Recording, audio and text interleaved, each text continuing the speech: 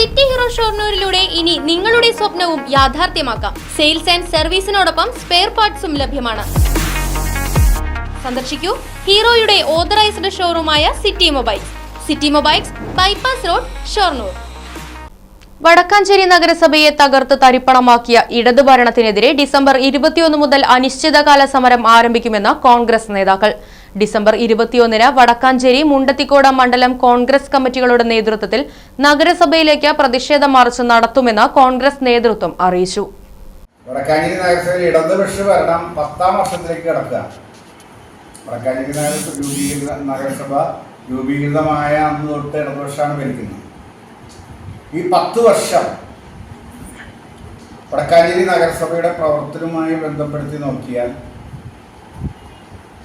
ജനങ്ങൾക്ക് ഉപകാരമുള്ള അല്ലെങ്കിൽ നഗരസഭയായി വന്നതിന് ശേഷം ഒരു നഗരസഭ എന്നുള്ള രീതിയിൽ വളർത്തുന്നതിന് ആവശ്യമായ ഒരു പ്രവർത്തനവും വടക്കാഞ്ചേരി നഗരസഭയിൽ നടന്നിട്ടില്ല. ഇപ്പം കഴിഞ്ഞ 9 വർഷത്തെ ഓഡിറ്റ് റിപ്പോർട്ട് ഞങ്ങളുടെ കയ്യിലുണ്ട്.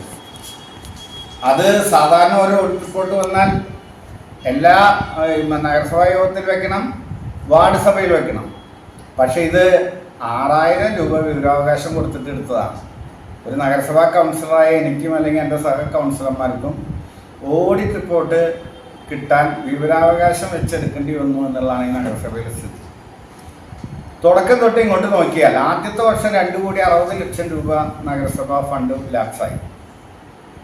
അതിനുശേഷം ഇങ്ങോട്ട് കേന്ദ്ര ധനകാര്യ കമ്മീഷൻ ഗ്രാന്റ് ഉൾപ്പെടെ നഗരസഭയ്ക്ക് അനുവദിച്ച വികസന ഫണ്ടും മറ്റ് ഗ്രാന്റുകളും 60% കൂടുതൽ ചെലവാക്കാൻ ഈ നഗരസഭയ്ക്ക് കഴിയില്ല.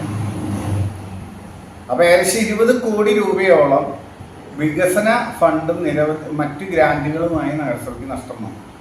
ഈ 20 കോടി രൂപ എന്ന് പറയുന്നത് വടക്കാഞ്ചേരി നഗരസഭയെ സംബന്ധിച്ചിടത്തോളം നിസ്സാരമായ പണമല്ല എന്ന് നമുക്കറിയാം. 20 കോടി രൂപ കിട്ടിയ കാശ് ലാപ്സായി. അതുപോലെ തന്നെ നഗരസഭ എന്നുള്ള നിലയ്ക്ക് കേന്ദ്ര പദ്ധതികളിൽ നിന്ന് നേരിട്ട് പണം ലഭിക്കാൻ സാധ്യതയുള്ളതാണ് നഗരസഭ. ആ നഗരസഭയിൽ നബാർഡ് ഫണ്ടുമായി ബന്ധപ്പെട്ട് നമുക്ക് ഇതുവരെ ഒറ്റ പ്രോജക്റ്റ് പോലും അംഗീകാരം വാങ്ങി നിർവഹിക്കാൻ കഴിഞ്ഞില്ല. അപ്പോൾ അതിനെതിരെ ശക്തമായി ഇപ്പോൾ 10 വർഷം നിരവധി സമയങ്ങളിൽ ഞങ്ങളിതൊക്കെ കൗൺസിലും പുറത്ത് മാധ്യമപ്രവർത്തകരോടും പരാതി കൊടുക്കേണ്ടടുത്തും ഒക്കെ നിരവധി തവണ ഇത് ഞങ്ങൾ പറഞ്ഞിട്ടുണ്ട്. ഒരു നടപടിയും ഒരു ഭാഗത്തു നിന്നും ഉണ്ടായിട്ടില്ല. അതിനാൽ ഈ വരുന്ന 21-ാം തീയതി നഗരസഭയുടെ 10 വർഷത്തിലേക്ക് കടക്കുന്ന സമയത്ത് നഗരസഭയ്ക്ക് ഈ കെടുകാര്യസ്ഥതയ്ക്കെതിരെ, അഴിമതിക്കെതിരെ അതിശക്തമായ പ്രക്ഷോഭം ഇനി നഗരസഭ തെരഞ്ഞെടുപ്പ് വരെ നടത്താൻ വടക്കാഞ്ചേരി നഗരസഭയിലെ പ്രതിപക്ഷ കൗൺസിലർമാരും കോൺഗ്രസ് പാർട്ടി തീരുമാനിച്ചിരിക്കുകയാണ്. ഫർണിച്ചർ വിലയാണോ പ്രശ്നം? പകുതി വിലയ്ക്ക് ഫർണിച്ചറുകൾ സ്വന്തമാക്കാൻ ഒരു അവസരം, അതും EMI സൗകര്യത്തോടു കൂടി. ദുബായ് ഫർണിച്ചർ, ബസ് സ്റ്റാൻഡിന് സമീപം, ഓട്ടുപാറ, വടക്കാഞ്ചേരി.